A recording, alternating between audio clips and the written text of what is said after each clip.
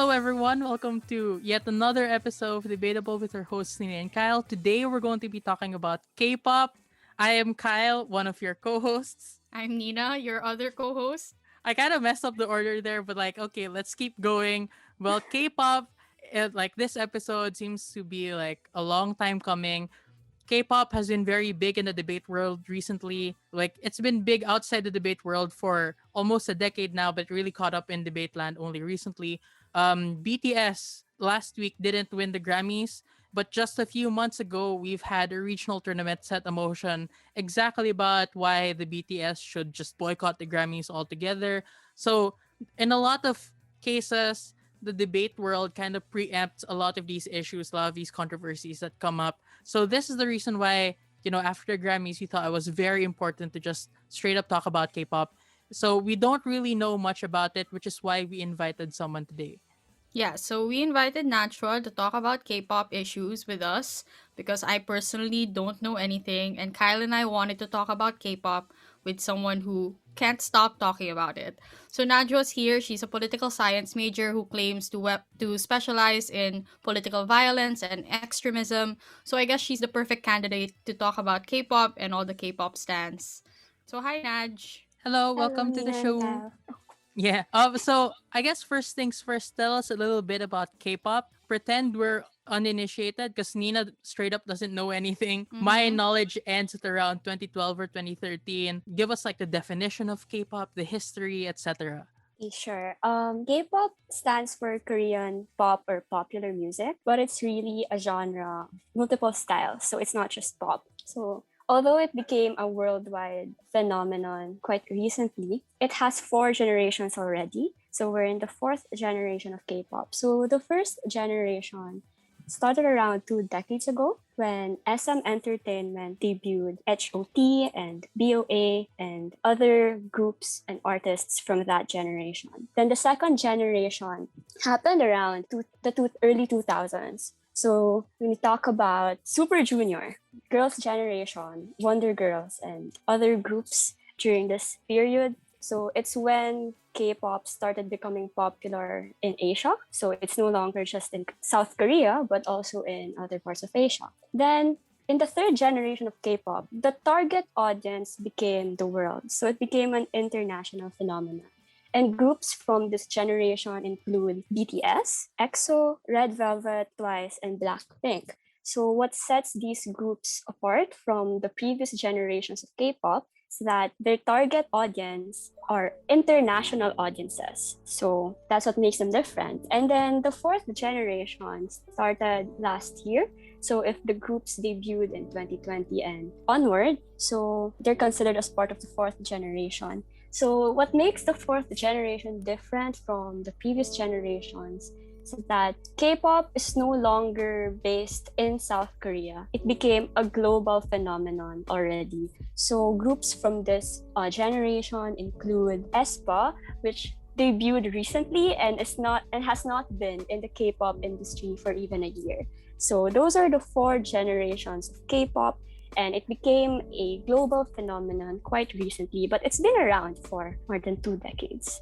So we know it's been around for quite some time. It's become super big all over the world. Like you really can't read any Twitter thread without it showing up one way or another, as I've learned the hard way trying to matter load online. So we've heard about it, but what does it mean to be a K-pop idol? Because we've heard a lot of stories about K-pop idols not being paid well, the process becoming too tedious or quite difficult, and other industry things that personally we don't really have a lot of context to as hosts. So, being an idol, contrary to popular belief, is not just about being a musician. So, as an idol, you're expected to be able to sing, to rap, and to dance. But there's more than but we're expecting more from them somehow. So, they also participate in variety shows. Um, they also have sometimes reality shows. So, they also have to act. So, there are a lot of expectations from becoming an idol and it's not just about being able to sing or dance well. So there are different ways to become an idol. Some audition for it, others join Produce 101 or similar shows. So it's when many individuals who want to become a star participate in a show, and in order to become part of a K-pop group that will debut, you have to win that competition through voting. But there have been issues recently about two editions of this show being rigged. So the producing directors admitted that they accepted bribes and the competition wasn't fair. So that's an issue that arises from other ways of becoming a K-pop idol. So aside from those two, some also become trainees in secret. Like some usually come from rich families and they are training under a certain agency in private, and then you're just going to be surprised when they suddenly debut. So there's an ongoing controversy right now that being an idol is no longer accessible to a lot of people because many of the idols that debuted recently come from rich families. So, for example, in ESPA, they're connected to big names in SM Entertainment. So some are saying that they were only able to debut because of their connections. So that's like there are controversies when it comes to becoming an idol. Also, it can be a bit sketchy in South Korea, for example, when you have individuals from different entertainment agencies waiting outside high schools and even bothering high school students in order to try to recruit them as possible trainees. Yeah. So, yeah, there are different ways to become an idol, and there are issues that arise from each of them. So, but once you become an idol, like once you finished your training days, in a K-pop group, they serve different and sometimes multiple roles. So you have the main visual, who is seen as the most conventionally attractive member of certain groups. So for example, in the girl group Red Velvet, the main visual is Irene. Also, you have a main vocalist, whose strength is really singing.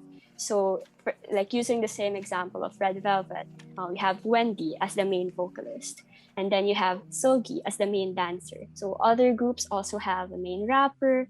So, there are really different roles that each idol plays, and it depends on what their strengths are. However, what your role in a group is kind of determines what you're going to what you're going to do. The opportunity, what your role in a group is, influences the opportunities you get after. So if you're the main visual, you're usually the face of the group, so you get more brand deals and endorsements.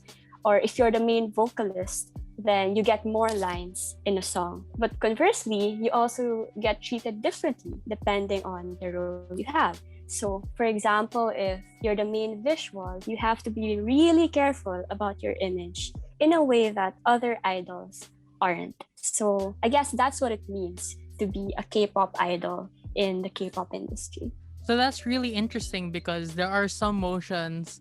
For example, in UNSW 2021, you had a motion about preferring the life of the visual to the life of the main vocalist. So that's some interesting context for that motion that, like, until just now I had no idea how to debate. I didn't know the difference or what any of that entailed. But speaking of roles, you necessarily have to talk about them within the context of a group.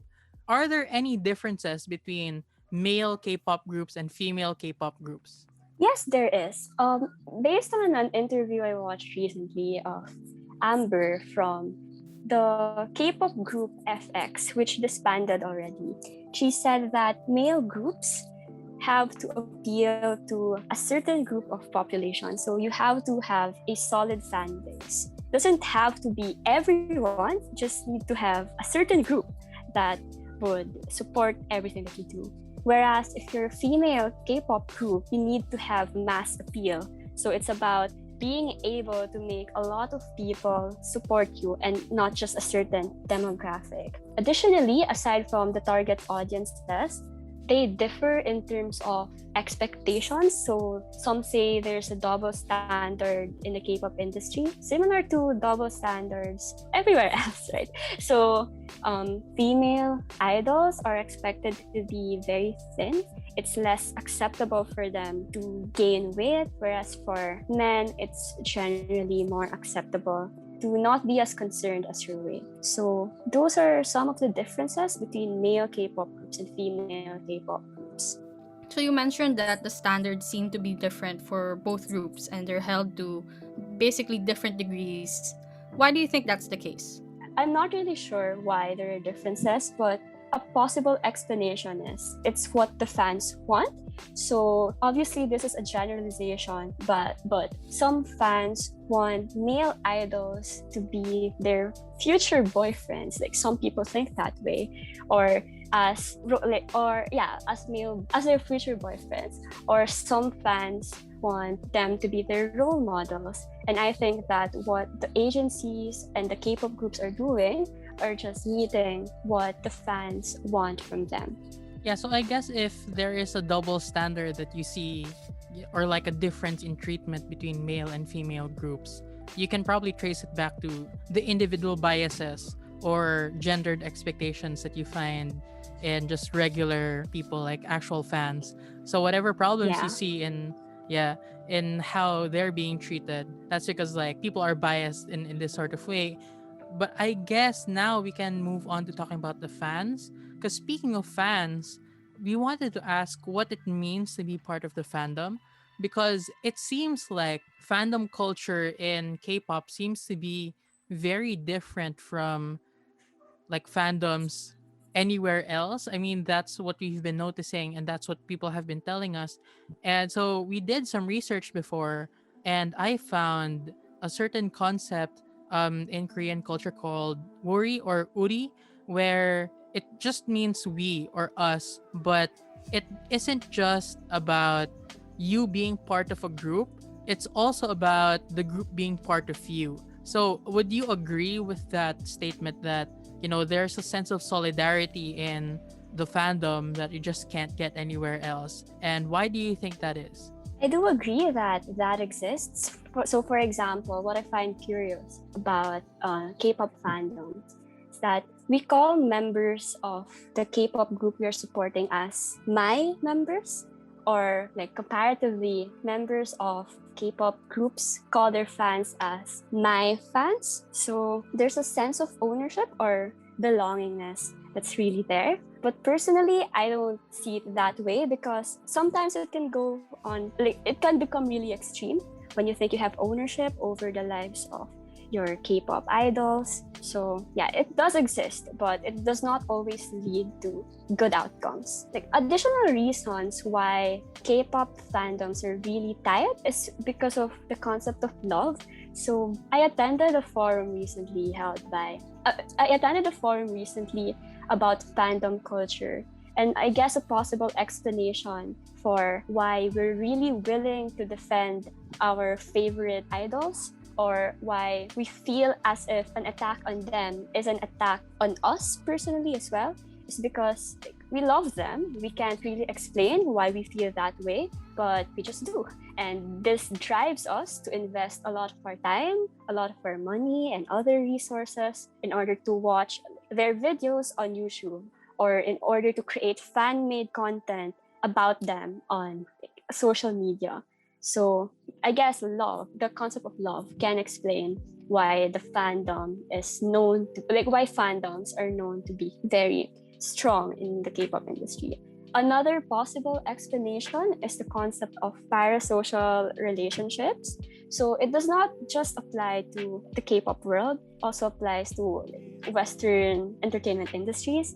But I guess in the K-pop industry, it's when idols have lives on Instagram and other social networking sites where you feel as a fan as if your idols are really your friends. You really know them. Um, Even when we're not really sure how they act behind the screen. So this leads some people to really defend like an idol even when they have been exposed to committing some wrongdoings, because they really believe in the image that they have seen through these interviews, through lives, etc. And then lastly, what I also find interesting about K-pop fandoms, some fans don't just support an individual K-pop group, they also support an agency. So among like the top three, or the big three agencies in the K-pop industry, are SM Entertainment, YG Entertainment, and JYP Entertainment. And many fans identify with a certain agency, which I don't think happens in other industries. So for example, like you can be part of the SM family, or you can consider yourself as part of the JYP nation. So yeah, that's something that happens in the K-pop fandoms. And I guess the reason why that happens is, imagine if you're a fan of two K-pop groups that are under the same agency. It feels like there's a sense of happiness that you can feel when you see them interacting on the same stage. So for example, in my case, I like both Red Velvet and EXO. And when I see fan made content about interactions between EXO members and Red Velvet members, you just feel as if you're all connected. So that you're part of a family. So I guess those three those are three possible explanations aside from the concept of Uri that can explain why K-pop fandoms are the way they are. So I guess we can move on to one of the bigger issues surrounding the K-pop industry or K-pop in general, which is accountability. So there have been cases where idols do some problematic things like you mentioned, like probably they bully fans or staff members, or maybe have engaged in activities that people don't find acceptable in society. How is the community reacting to those particular cases? I think the community is split. So, for example, Irene, the leader of Red Velvet, was recently involved in a scandal where a stylist said that she shouted at her for about 20 minutes. So Irene already apologized to the stylist in private, also already apologized twice in public, and took a break from her activities in Red Velvet. However, some say that that's not enough, and they still want to continue punishing her for what she did. On the other hand, there are also some fans who say that the allegations were false, even when Irene already admitted to them and apologized because of them. There are some fans who are just saying that the stylist made it up in order to ruin the image of Red Velvet. So we're not really sure where the community stands when reacting to these cases. So aside from canceling her completely or exonerating her also completely, there are some issues that the K-pop world does not really talk about. So there are some members of K-pop groups who are accused of making racist comments in the past, or for imitating how people of color speak. However, in these issues, the community is largely silent. But when we talk about some relatively shallow issues, such as the dating statuses of their members, they become really angry. So I think the community is really split when it comes to these cases. Yeah, I remember we talked about something like that in our episode about cancel culture, where, sometimes fans take things too far in the same way that some progressives take things too far when they're canceling someone. We also talked about how sometimes canceling is unevenly applied, like when we like a certain person or a certain group, even if they do something problematic, we're less likely to cancel them. But for others who don't have as big as a following, we don't really talk about them, which leads us beyond idols and towards fans a bit more. I'm sorry if this is a generalization, but there is a reputation that K-pop fans are very toxic or often toxic. I'm not really going to say if that's true or if I find that's true, because that might be problematic for me. I might get canceled also.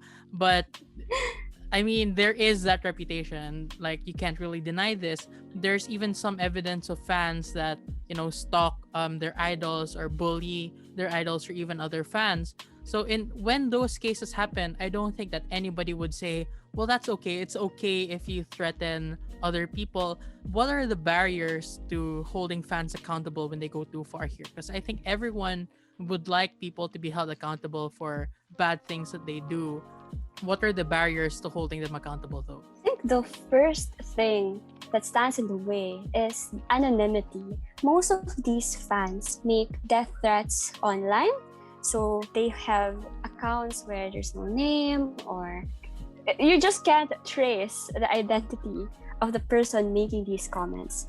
And so that makes it very difficult to hold them accountable. Additionally, fans are also located all over the world. So so it's very difficult it's very difficult to make criminal charges against them if they go too far. And then I think that's a third possible reason why we cannot hold fans accountable is because the industry is silent. To be fair, agencies are taking strong stances against the bullying or of their own idols. So, for example, they would make statements encouraging fans to report individuals who make death threats against the idols that are under their company. However, while they are taking active measures in order to protect their artists, they're not really taking action when these same fans direct hate toward other artists or other fans. So there's kind of a double standard when it comes to these things. So the agency can try to hold these fans accountable. So they can try, but they cannot always succeed because of these factors. For example, when Nayeon from the girl group Twice had a stalker, her agency was able to file a restraining order and make criminal charges against this person, but they can't really do anything beyond that because the stalker is from Germany. So while they can try to hold some fans that are really committing crimes accountable, it's very difficult because of factors such as anonymity, the fact that they're located worldwide, and the fact that some cases don't always get reported to the agency themselves. So speaking of stalkery fans, there seems to be a unwritten rule in the K-pop industry or in the K-pop world where idols are not allowed to date anyone, and if they do, they need to keep it a secret. So my question is, since I found this rather strange, why is that the case? Well, as we talked about the concept of Uri earlier, some people feel like they have ownership over these artists. So some imagine them as their future boyfriends or girlfriends. Or they also lose their support for for an idol if they suddenly if they suddenly get into a relationship. So I remember in I think 2016 when Taeyeon, the leader of the girl group SNSD, had to apologize to fans in the airport for dating Baekhyun, a member of EXO. I don't understand why she had to do it. I don't understand why fans were attacking her because of her dating another idol, but that's the way it was in the K-pop industry in the past. However, right now, I think dating is relatively more acceptable compared to before. So recently, it was revealed that Jennie from Blackpink is dating G Dragon from Big Bang. So I'm not saying that the fans are more. There are no toxic fans left. There still are if you check social media, but I think it's not as bad as before. And just to clarify, this rule against dating, is not just an unwritten rule. So there are some agencies that have this rule as part of the contract. So not really sure why that is the case, but maybe it's because idols lose their appeal to fans when they're no longer single. That's why it's kind of a taboo to date in public. However, despite these constraints, there are still some K-pop idols who date publicly. So, like Baekhyun from EXO. So, I mean, it's not as if fandom energy is all bad, right? Like, we have seen how K-stans help out progressive movements such as Black Lives Matter, even Filipino progressives by hijacking pro-government hashtags. So actually, the K-pop community, they're partly why Filipino troll farms and disinformation networks haven't been super successful in penetrating Twitter. So what's the deal with that? Are K-pop stans just more likely to be progressive, or like is there a link or correlation anywhere here, or is it just something that happens by accident? Yeah, I think it's the latter, something that happens by accident. I don't think they're inherently progressive because the same fandom, for example, that supported the Black Lives Matter movement is the same fandom that is directing hate, misogyny, and like homophobia against Lady Gaga, Ariana, and Ariana's brother. So maybe the reason why some of these fandoms supported the Black Lives Matter movements because BTS took an active stance in favor of the BLM. So like I guess I'm just wondering if they didn't, would these fans have spoken up? So yeah, that's a question that I have. So it's like sure there are progressive fans, but there are also toxic fans, and while one may argue that these toxic fans are only the loud minority, they're a very annoying, very triggering, and very vocal minority. So if you go on Twitter right now, like after the loss of BTS in the Grammys, you have BTS fans attacking Lady Gaga, Ariana, and even Ariana's brother. So, and when the fandom is being called out for it, some of them are saying that, hey, not all BTS fans are like this. They're just a minority who's just more vocal on social media. But I think it's the same idea with like hashtag not all men. Like, yeah, not all fans are toxic, but some of them really are. And I think like we need to call them out, and we need to make sure that the bigger fandom has an effective gatekeeping mechanism or something like that. So I guess to just conclude what I've been saying so far, on one hand, they mobilized for the Black Lives Matter movement, and like they bought tickets to a pro-Trump rally and didn't show up. But on the other hand, they're also toxic against women, against gay individuals because their faves, like because BTS lost. So it's very interesting to me that you brought up hashtag not all men, because you could argue that, in the not all men thing, that what makes it so problematic is even if you are by yourself as an individual, not really toxic as a man, there is still a patriarchy or a system that encourages you to be problematic, or to be sexist or yeah. misogynist. So I guess my question is the parallelism that applicable? By this I mean, is there a sort of system in the K-pop community that encourages these toxic behaviors, or is it just like similar in this way in how the community has responded, but not really the underlying structures behind why people do toxic things? Well, I don't think there is a structure, but I guess it's similar in a way that there's a lack of accountability for even these individuals engage in problematic behavior. So I think one word from their favorite K-pop idols would have made them not bully other individuals. Like we've seen in BLM how strong these fandoms can be when they mobilize in support of a progressive cause. So I think that if the K-pop idols are not silent, then we have more chance of making these people listen, because to be honest, some of these fans only listen to these K-pop groups. So I think that makes it very difficult to hold them accountable. Like if you go on Twitter right now after the Grammys, I talked about how some fans are directing hate at Lady Gaga and Ariana.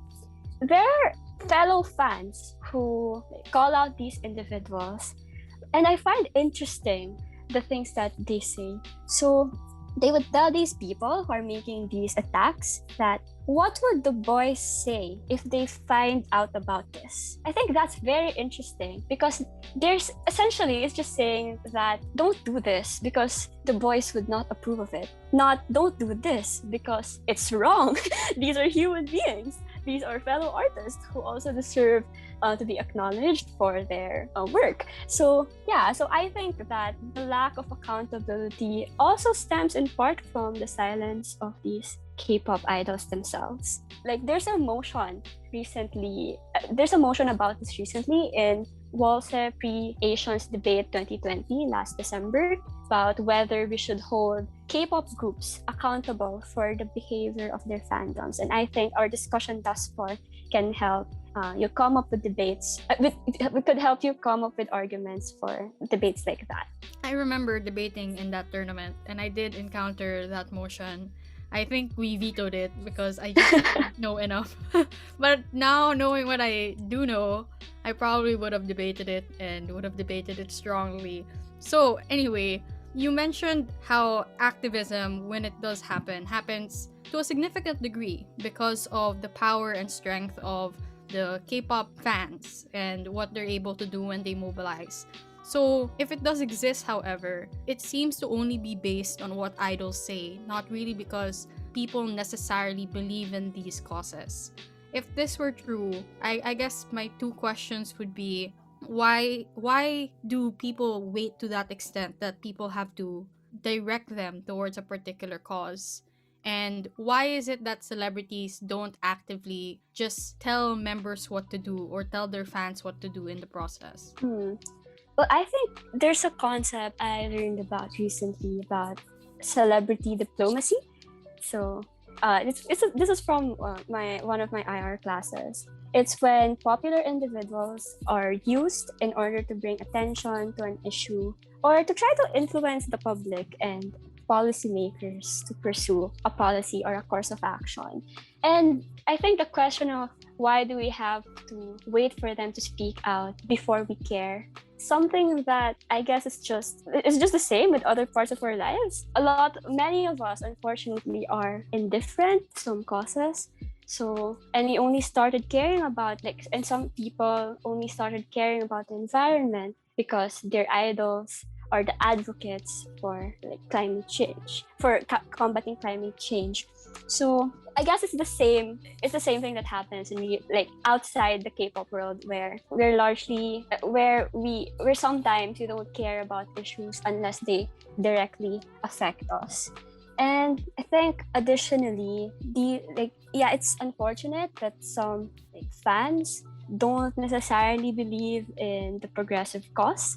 So they're just doing this because they're like this is what their K-pop group is saying. So I guess another drawback of this is yes, like which I already mentioned earlier, they support BLM but also engage in behavior that contradicts what like BLM is fighting for because of the hate that they've been giving to women and LGBTQ individuals. So I guess the question this raises is if, for example, Blackpink are not the advocates of the UN climate change conference happening this year, would Blinks have cared about the environment? So, yeah, I think that's the question when, like, sure, these K-pop fans, these K-pop fans, like, sure, these K-pop fandoms can be really powerful when they mobilize for a cause, but they're not inherently progressive. And I guess the harm when K-pop groups always speak out is what if these K-pop groups are not progressive? What if what they're saying are racist or homophobic or something like that?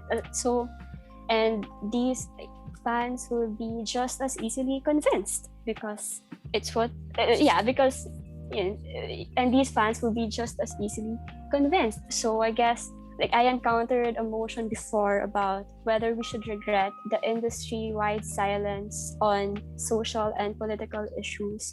So on one hand, there can be very powerful, but on the other hand, some of these fans are not always critical. So the possible harm of idols speaking out is we can be indoctrinated in ways that might be not what progressives want. Okay, so we've been talking a lot about, the contradictions that you find in how people behave here. And the most recent example that you gave was the hate that a lot of fans raise or launch against Lady Gaga, Ariana Grande, and her brother. So I guess now would be a very opportune time for us to go to the most recent controversy, which is BTS not winning in the Grammys. And we began this episode by talking about how there was a motion about boycotting the Grammys. Mhm. Obviously, they didn't end up boycotting the Grammys. But since they didn't win, what do you feel about this? I think to start, I'm not going to defend the Grammys as an institution. So I think there are also problems with them. Additionally, I think I empathize with BTS fans when they said that the BTS has been exploited, so that they have been used in order to get views. So even when they were supposed to perform last, like they were being used in the commercials or tweets, etc., since the beginning. So yeah, I can get why fans are really upset that like BTS didn't win. But on the other hand, while I do recognize these problems, I think some fans assume that getting nominated means that their boys had to win. So this might be controversial, but if you go on Reddit, on the subreddit K-pop rants, for example, there are some people who are saying that the behavior of like some BTS fans or some armies is that of entitlement. So just because they got nominated doesn't mean that they deserve to win. I'm not saying that that is my view, but there are some individuals online who are expressing these thoughts against like armies. Additionally, as far as I know, BTS really wanted to win a Grammy Award, and understandably, they're upset that they didn't. So I guess that's why the fandom is really taking it hard. But I just don't really agree with how they're expressing their disappointment with the results. But some would argue that being nominated is a victory in itself, right? Hmm. I don't think it's common for K-pop groups to even be nominated for Grammys in Yeah. the first place. So why do you think, as you mentioned, there is a sort of sadness that overpowers whatever happiness that they should have received from the nomination in it of itself?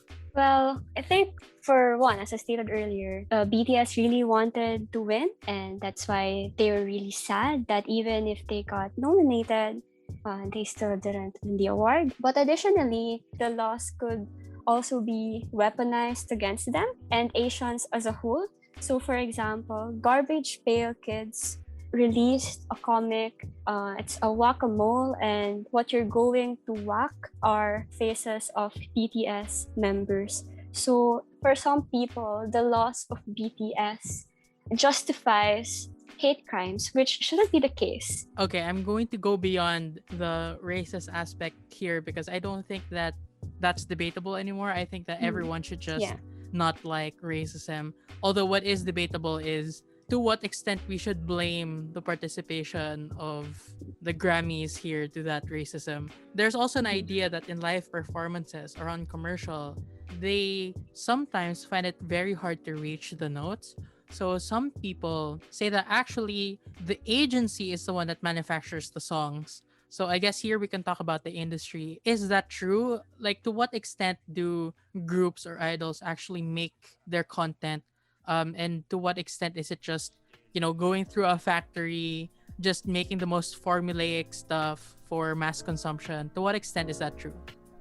Actually, a lot of K-pop groups don't make their own songs, so only a few self-produce, and some get involved in the production process. But in the most part, like their producers write the song, their dances are choreographed by professional choreographers, and they're just really there to perform. So, like an issue, for example, with Twice, in some of their live performances, which you can like see in YouTube, they were not able to reach the notes of their most recent songs, and many fans have been coming to their defense by saying that it's not their fault, it's just that the lines that they were given were decided by like JYP Entertainment. So, for example, those whose strength lies in rapping were forced to sing in a very high pitch. So, some fans are saying that we couldn't blame the girls. Rather, we should blame the agency for forcing them to do what it's not really their strength. So, yeah, and additionally, aside from not being able to reach notes while performing live. Some idols right now no longer sing live. Like, yeah, there's a pandemic that's going on, but if you watch like, Inkigayo or other music shows, you can hear fake breathing in order to, like, I don't know, give the impression that the idols were singing live, but they're really not. It's really obvious that it was pre-recorded and they're just there to perform. I don't know why agencies are doing this, but they are doing it more recently. It's like, I guess it's a way of controlling the situation and preventing idols from messing up and potentially ruining their image. And then a third possible effect of these a possible effect of K-pop groups not being able to produce their own songs is a lot of fans feel that their songs become inauthentic because they're not the ones who wrote it. For example, a K-pop group called ITZY has a song called Wannabe. So the concept is about self-love, but some fans don't like the song because it was not written by members of the group. It was written by like the agency itself, and they just needed to sing it. That's why they don't feel like it is authentic. And then I guess a fourth impact of not being involved in the production process is just have no choice about when you're going to be able to when you're going to be able to release a new album. So for example, like I know some fans of Blackpink who are disappointed because one of the members, Rose, like had her solo debut recently, but there were only 2 songs. And additionally, like one of those songs has already been performed by Rose in a previous concert, if I'm not mistaken. So like, the songs they have are very few because from what I know, the one who produces the songs of Blackpink is also the producer of other K-pop groups. So that's why their artistry, to some extent, can also be limited because of how because of how the industry operates. But K-pop, you really can't deny that it's such a huge deal now. And some people even go as far as to saying it's a new source of soft power for South Korea. So what do you think about this? Especially as a political science major, you talk about power, you talk about like politics like this. What do you think about this? Do you agree it's soft power? Give me the IR stuff because I don't I don't really know. Well, for one, I'm not an expert. I'm still an undergraduate student, so there's that. But I think a misconception that is easy to fall into if you read the news, which I think many debaters do, is that foreign journalists tend to exaggerate the role that the South Korean government played when it comes to like expanding the K-pop industry. So I'm going to I think a resource that you can look into if you're interested is the forum entitled Korea Landed on You. So it's a forum by UP Korea Research Center.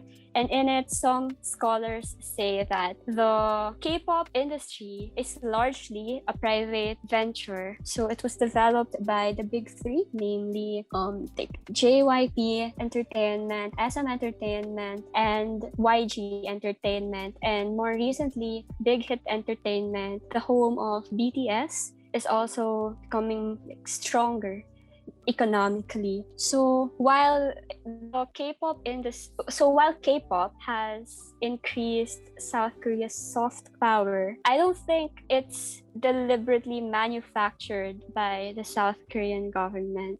Or I don't think the South Korean government has direct control over the K-pop industry because it's largely a private venture.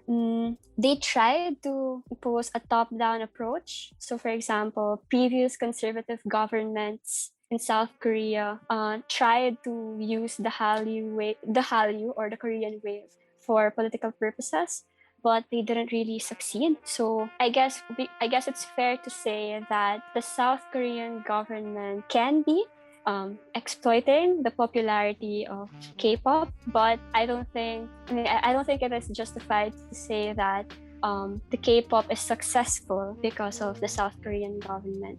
So it's largely because of the efforts of musicians, producers, and just individuals who wanted to become idols. So I guess soft power is about influencing, right? And Mhm. a lot of times or recently, we've been seeing a lot of copycat groups emerging in other countries. What are your thoughts on them? Hmm. Earlier, I brought up the forum Korea landed on you.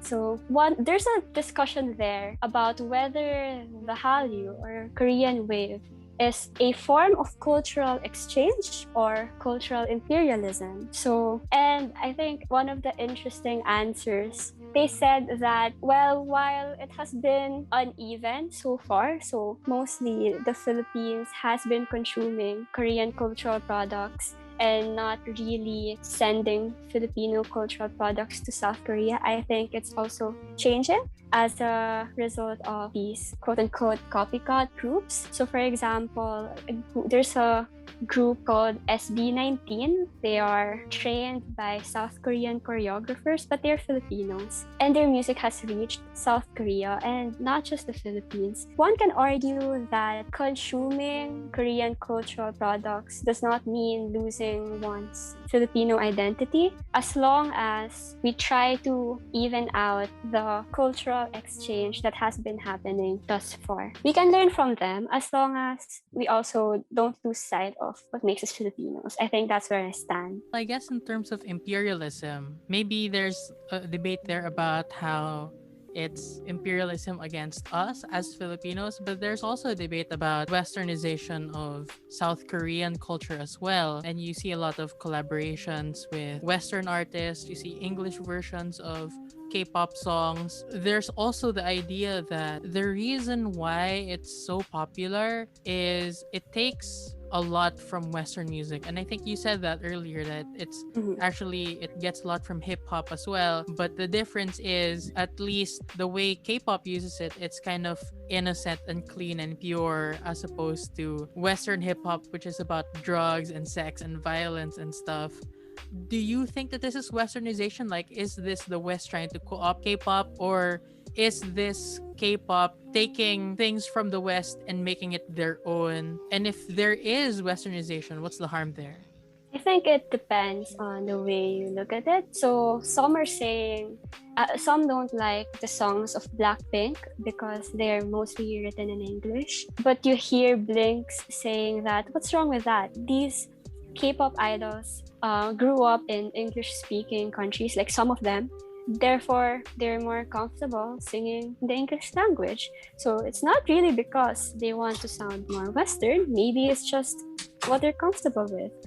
Um, but there are other like parts that are really appealing to a Western audience. So, for example, when they perform in the US, so they sing the English version of their Korean songs. So, yeah, I guess depending on how you look at it, the extent of westernization varies, but it is happening. So if there is indeed westernization, like a westernization of the Hallyu or the Korean wave, possible harms include losing the Koreanness of K-pop groups. So earlier I talked about how consuming Korean products might lead us to lose or forget our Filipino identity, and I think the same like logic applies in this case. So by going global, they have to appeal to a larger audience, which is not really accepting of Asian cultures. So maybe you can argue that the harm of westernization is by appealing to them, you have to sacrifice parts of your culture that they don't really feel that global audiences don't really find appealing. But on the flip side, we can say that westernization does not necessarily mean losing what makes them South Korean or what makes them Asian. So maybe westernization just means that their target audience is the West. And even if they don't speak in English, they would still have international fans who love them for who they are, for their Korean songs, and yeah, and not necessarily because they're now speaking in English. So, for example, even when BTS released their first English song, which I think everyone knows by now, Dynamite, some fans are saying that they don't like Dynamite as much as they like other songs of BTS. So yeah, it's written in English. Yeah, it's very popular, but the BTS members were not as involved in the production of Dynamite as they were in some of their other songs, which some fans feel are not as involved in the production of their other songs. So one can argue that even without speaking in English or collaborating with Western artists, they're not going to lose fans because these fans just support them because of other reasons. Yeah. Thank you so much again for agreeing to be part of this episode. We know that you, in particular, don't like being recorded for anything. So we're very honored that this is the first time you let yourself be recorded. Mm-hmm. Um, Yeah, it's for Nina and Kyle. Oh, oh, Yay. oh thanks. thank you. Actually, this episode has been in the works for a month, actually. Like, we started planning this a month in advance, and we only got to record now after the whole Grammys issue. We were just like, Mm-hmm. this is the perfect time, actually, to talk about Yeah. this Yeah. episode. So that's it for this episode. Thank you all for listening. We'll see you in the next one. Bye bye. Thank you. Bye Bye. bye.